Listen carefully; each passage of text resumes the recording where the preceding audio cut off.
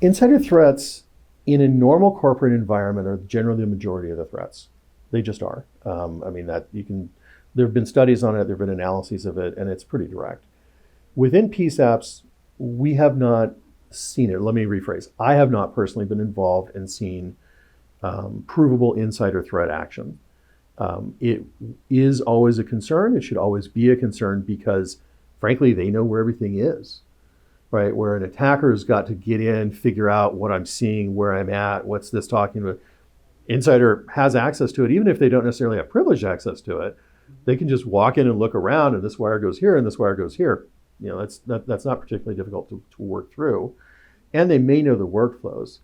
And there's kind of a side effect of insider access, which is as you get into nation states, in a normal scenario, if you walk into a PSAP, you don't really understand the workflow, what's going on. This, you know, these are the call takers and these are the dispatchers that may not mean much to you.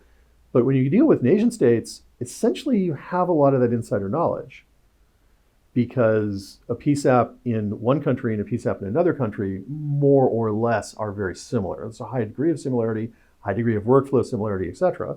So you get some of the effects of insider threats. But we haven't seen insider threats in the US. I've never been involved in a situation with direct insider threat. I have seen, and I have been involved in situations where insiders walked out with the only password, refused to surrender their password, were terminated, said, okay, locked their terminal and left, and somebody said, wait a minute, he's got all the networking passwords. That happens. And that obviously is injurious to the availability of the system because you cannot make changes. And in other industries, I have been retained to remediate problems of that nature, which usually involves service interruption. Not necessarily a severe one, but it does involve service interruption.